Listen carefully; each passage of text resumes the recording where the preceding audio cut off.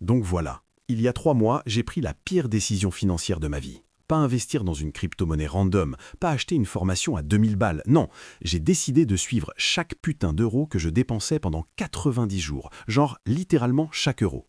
Le café à 1,50, le paquet de chewing-gum, tout. Et aujourd'hui, je vais te montrer pourquoi cette habitude que tout le monde recommande m'a complètement détruit mentalement. Et surtout, ce que j'ai appris qui change absolument tout. Regarde, je vais être honnête avec toi. J'avais vu tous ces gourous de la finance personnelle dire « traque tes dépenses pendant 30 jours et ta vie va changer ». Alors je me suis dit « ok, si 30 jours c'est bien, 90 jours ça doit être 3 fois mieux, non ?» Erreur, grosse erreur, parce que personne ne te dit ce qui se passe vraiment quand tu commences à devenir obsédé par chaque centime. Le premier jour, c'était presque fun. J'ai téléchargé une application, j'ai créé mes catégories, j'ai rentré mes premiers achats. Café 3,50, Uber 8,20, sandwich 6,90. C'était comme un jeu vidéo. Chaque dépense, je la notais. J'avais l'impression de devenir la version responsable de moi-même. Tu vois ce feeling? Genre tu te sens supérieur pendant 2 jours parce que tu fais ce que 95% des gens ne font pas. Mais attends, parce que là où ça devient intéressant, c'est à la fin de la première semaine. J'ai regardé mon tableau de bord. 87 € en restaurant et café, en une semaine. Je me suis dit, putain, c'est presque 350 balles par mois juste en bouffe hors course. Mon cerveau a fait un calcul rapide. 350 x 12, ça fait 4200 € par an, juste en café et McDo. J'ai eu ce moment de prise de conscience que tout le monde parle, tu sais, le fameux lat factor. Et honnêtement, sur le moment, j'étais choqué. Donc qu'est-ce que j'ai fait? J'ai coupé, drastiquement. Plus de café en terrasse, plus de Uber Eats quand j'ai la flemme de cuisiner, thermos de café de la maison, meal prep le dimanche pour toute la semaine. Et pendant les 2 semaines suivantes, mes dépenses ont chuté de 60%. J'étais tellement fier de moi. Je regardais mon application 3 fois par jour comme un trader qui check ses positions.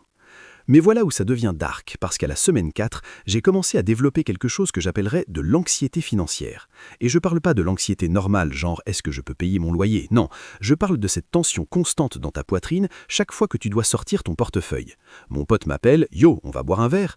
Et au lieu de dire oui directement, mon cerveau calcule instantanément « 5 € la bière, 2 bières ça fait 10, plus le Uber retour, 12 €, total 22 €. Est-ce que ça rentre dans mon budget social du mois ?»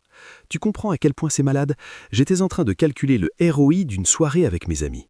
Et le pire, c'est que j'ai commencé à dire non, pas parce que j'avais pas l'argent, mais parce que dans ma tête, chaque dépense était devenue une micro-défaite contre mes objectifs financiers. J'avais transformé ma vie sociale en tableur Excel.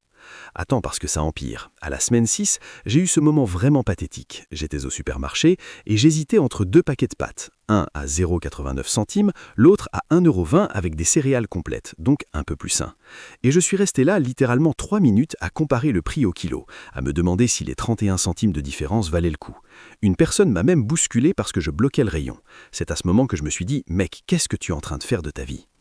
Mais le vrai moment de rupture, celui où j'ai vraiment réalisé que j'avais un problème, c'est arrivé au jour 67, l'anniversaire de ma sœur. Elle m'a invité au restaurant, un vrai restaurant, pas une truc de chaîne.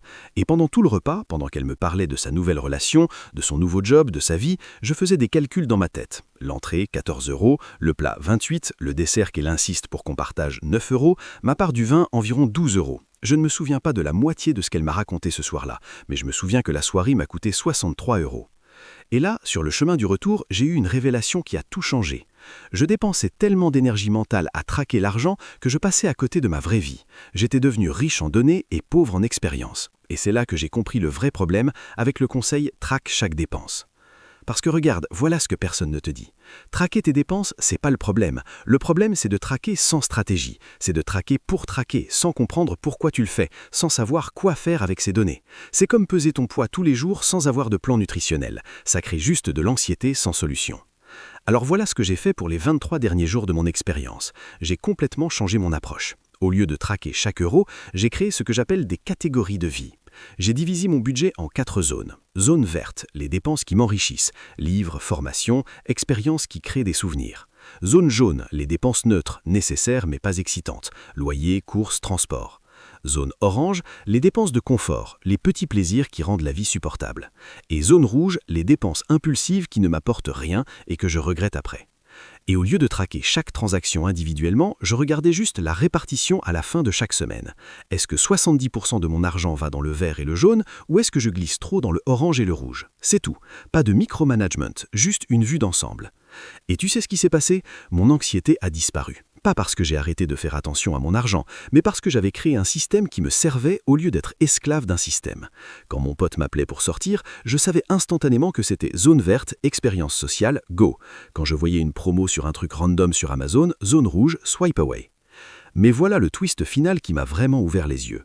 Au jour 90, j'ai comparé mes deux périodes, les 67 premiers jours de tracking obsessionnel et les 23 derniers avec mon système de zone. Devine quoi, j'ai économisé presque le même montant, genre à 30 € de près. Mais pendant la deuxième période, j'ai vécu 3 fois plus de moments mémorables. J'ai dit oui à des opportunités, j'ai pris des risques créatifs, j'ai été présent dans les conversations. Parce que voilà la vraie leçon que ces 90 jours m'ont apprise. L'argent, c'est pas fait pour être traqué comme un animal sauvage, c'est fait pour être dirigé comme une rivière. Tu crées des canaux, des directions, des priorités, et ensuite tu laisses l'eau couler naturellement. Si tu passes ton temps à compter chaque goutte, tu vas devenir fou. Mais si tu construis les bons systèmes, l'eau va exactement où elle doit aller. Et honnêtement, c'est ça qui manque dans tous ces conseils en finances personnelles. Ils te donnent des tactiques sans te donner la philosophie derrière. Ils te disent « fais ça pendant 30 jours » sans te préparer à ce que ça va faire à ton cerveau, sans te dire que la discipline extrême sans intention claire, c'est juste de l'auto-sabotage déguisé en productivité. Alors voilà ce que je veux que tu retiennes de tout ça. Si t'as jamais traqué tes dépenses, oui, fais-le, mais fais-le pendant 2 semaines max, juste pour voir où va ton argent, pour identifier tes patterns. Et ensuite, construis un système simple qui te libère au lieu de t'emprisonner. Demande-toi pas combien j'ai dépensé tous les jours, demande-toi est-ce que mon argent sert mes vrais objectifs une fois par semaine. Et si t'es déjà en train de traquer et que tu sens cette anxiété monter, cette obsession qui te bouffe l'esprit, arrête, sérieusement, prends du recul. Rappelle-toi pourquoi tu gères ton argent. C'est pas pour avoir le plus beau tableau Excel, c'est pour avoir la liberté de vivre la vie que tu veux vraiment. Ces 90 jours n'ont pas ruiné ma vie au final. Ils m'ont juste montré qu'il y a une énorme différence entre contrôle et obsession, entre être intentionnel et être prisonnier. Et maintenant, je dépense moins qu'avant, j'économise plus qu'avant, mais surtout, je vis tellement mieux qu'avant. Alors ce soir, fais un truc pour moi. Ne regarde pas tes relevés bancaires. Demande-toi juste, est-ce que mon argent reflète mes vraies priorités ? Si la réponse est non, on a du travail à faire. Et on va le faire ensemble, parce que c'est ça la vraie richesse. Pas les chiffres dans ton compte, mais la clarté dans ta tête et la paix dans ton cœur. On se voit dans la prochaine. Peace.